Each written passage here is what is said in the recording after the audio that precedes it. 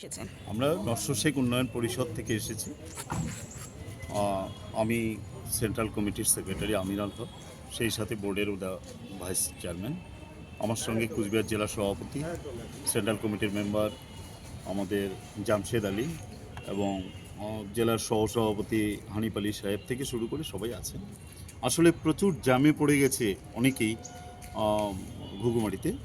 যাই হোক, আজকে আমরা এসেছি দুটো ডেপুটেশন দেবো। আজকে এখনই ডিএম সাহেবকে একটা ডেপুটেশন দেব এবং সেই কপি আমাদের ফরওয়ার্ড করা থাকবে chief election commission of India এবং রাজ্য মুখ্য নির্বাচন কমিশনের কাছেও।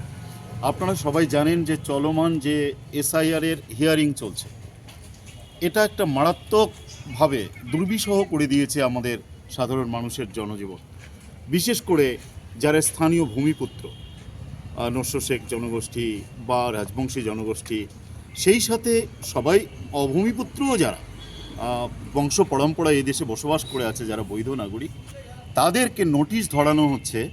খসড়া তালিকা প্রকাশিত হওয়ার পরেও নোটিশ ধরিয়ে তাদেরকে হিয়ারিংয়ের লাইনে দাঁড় করানো হয়েছে। সেই নোটিশের বিষয় হলো আপনার বাবা 6 জন সন্তানের বাবা কেন, বা দুই ভাই তারপরে বলছে 6 জন ভাই বোন আপনারা কেন, আপনাদের রাওয়াই বানানটা RAY একখানে, ROY একখানে কেন, মিয়া বানানটা MIAH আর MIYA কেন, অতএব আপনারা সন্দেহের তালিকায় রয়েছে।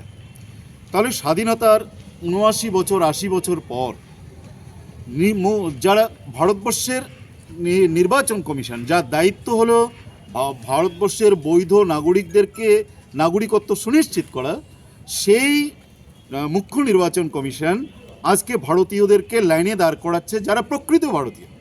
কি না, এসআইআর চলছে। এখন এসআইআর চলছে, সে একটা দেশের স্বাভাবিক নিয়ম, এসআইআর হতেই পারে। মৃত ব্যক্তির নাম বাদ যাবে, যারা স্থানান্তরিত তারা নাম বাদ যাবে, যারা একই ব্যক্তি 2 জায়গায় ভোট আছে তার নাম বাদ যাবে, তো স্বাভাবিক কথা। কিন্তু সেসব প্রক্রিয়া সম্পন্ন হওয়ার পরেও যে সমস্ত মানুষদেরকে আজকে লাইনে দাঁড় করাচ্ছে, আপনারা দেখুন চারদিকে সব বৈধ নাগরিক, যাদের 80 বছর বয়স, 85 বছর বয়স, সারা জীবন ভোট দিয়ে আসছে, সেই মানুষগুলোদেরকে লাইনে দাঁড় করেছে।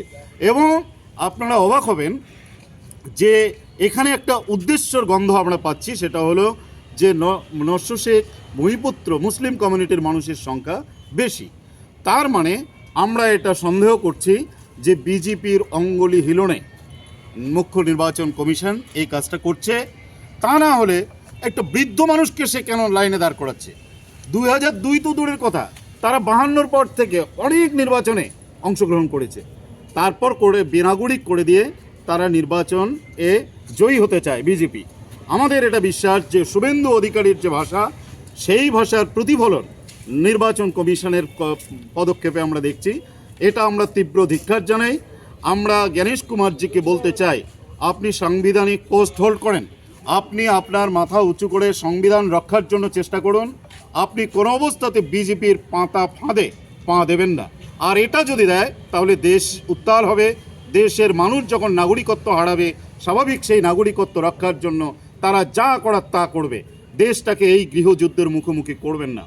বিজেপির কাছে অনুরোধ, আমাদের কেন্দ্রীয় সরকার এবং সেই সাথে নির্বাচন কমিশনের কাছে একই অনুরোধ রেখে আমরা আজকে ডিএমের মুখোমুখি হব। আর ডিএমের অধীনে তো সমস্ত AROগুলো আছে, SDO আছেন, BDOরা আছেন, তারা হিয়ারিং করছেন।